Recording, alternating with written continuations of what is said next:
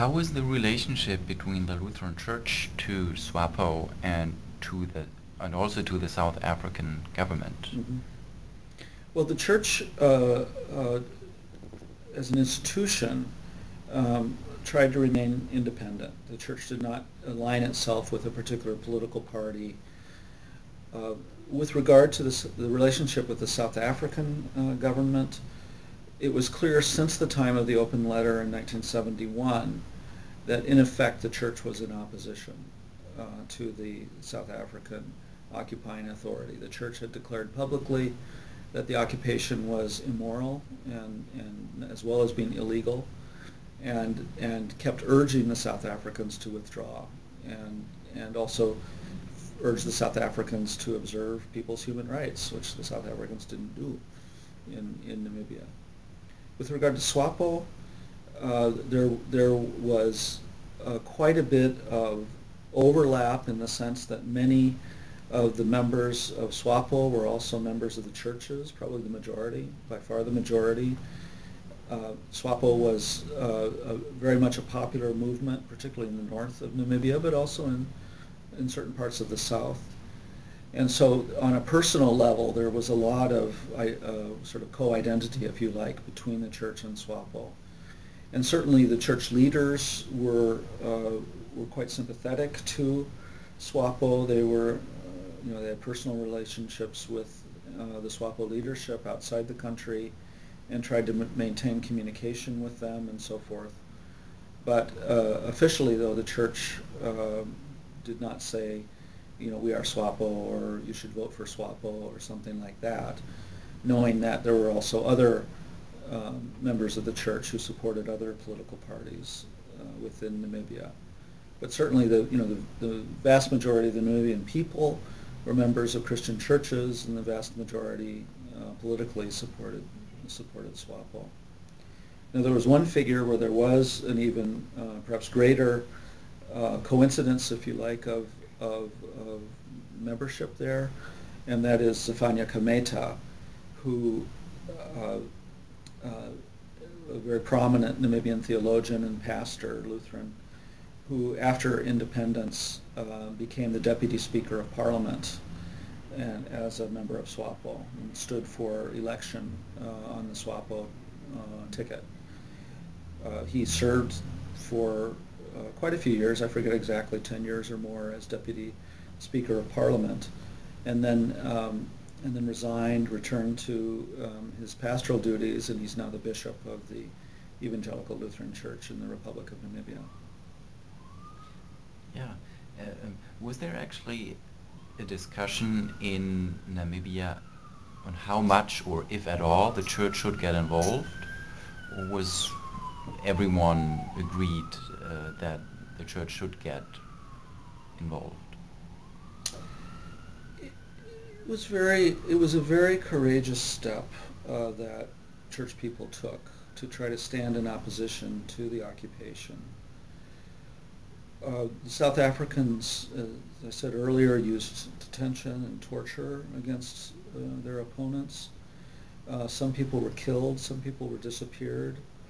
There were many other pressures brought to bear against those who spoke out against the occupation. And yet, despite all this, there were brave voices from the church throughout, and especially after the time of the open letter in 1971, against the occupation, in favor of the UN plan for independence, in favor of human rights, and so forth. And I think that the general sense within the church was just that this was the right thing to do, and that it was so clear that the occupation was wrong, and that the way that Namibia was being ruled was wrong, and the church had to speak out.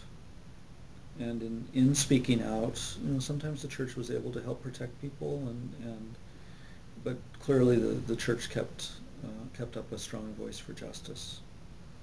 Why was it especially important for Lutherans to get involved and not to be silent?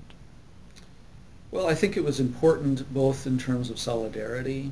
Here we have Lutheran Christians, Lutheran churches in Namibia crying out for assistance and for partnership in their suffering.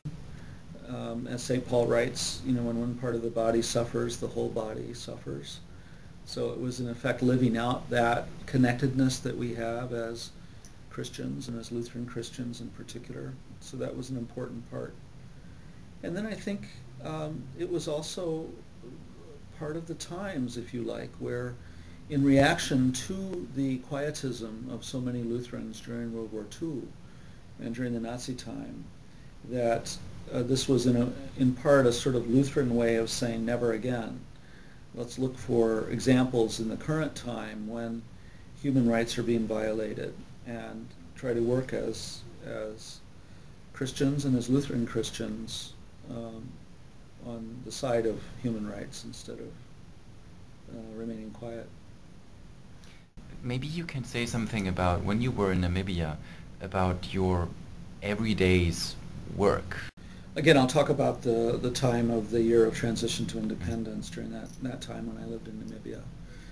I had a little office in the church headquarters in Windhoek, very simple, just with a desk and my laptop computer, which was a novelty at that point, and a very primitive email connection to the rest of the world, and a bookshelf and some law books and government regulations and official announcements and other things like that. And basically what I would do would be to, when I was in Windhoek, to read the government register and other announcements that were coming out. I would go to meetings at the UN transition office to see how the transition was working out in practice. I would meet with the church leaders and as well as with some of the lawyers and other monitors in Namibia to share information and see what was going on, try to help inform the memos that I was writing for the bishops about what position the church ought to be taking on these issues. I also dealt some with the journalists and press there too, who were also excellent sources of information, as well as sometimes using me as a source of information. Then I also tried to travel at least once each week elsewhere in the country. I'd go up to the north of Namibia quite often, where half the people live, and also the area that had been the most hard hit by the occupation and by the guerrilla war there. Again, to try to understand the situation, see how people are dealing, what's the reality of the transition to independence. I met with a lot of the UN people at their regional or local offices around the country, as well as with the pastors and church people there. And generally try to understand and monitor the situation. And then I'd write up reports. So I'd write up memos for the bishops. I did a weekly report back to Lutheran World Federation in Geneva about the events of that week and how the transition was going, and then also helped do some drafting of statements or position papers for the bishops.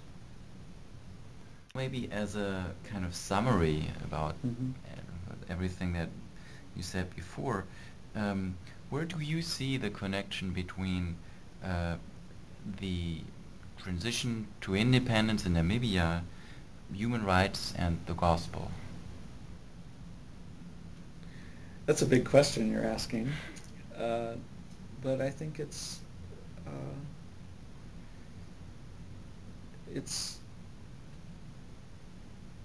well, how to answer it. The part of the gift of grace that we have because of Jesus' death on the cross is that we're liberated, and that we're free of our sin. We've been forgiven. We can go out in service now in the world, and infused with that love that we receive because of Christ's sacrifice, we're now free to serve and to love the neighbor. And I think the part of that love for the neighbor, part of that service, is to speak for justice, and as well as to, as the gospel, Matthew 25 says, to feed the hungry and clothe the naked and welcome the stranger and all those things. Part of the way that we help bring the kingdom near is by trying to love our neighbor in a way that helps relieve suffering and injustice in the world. So I see the Namibian struggle for independence as part of that.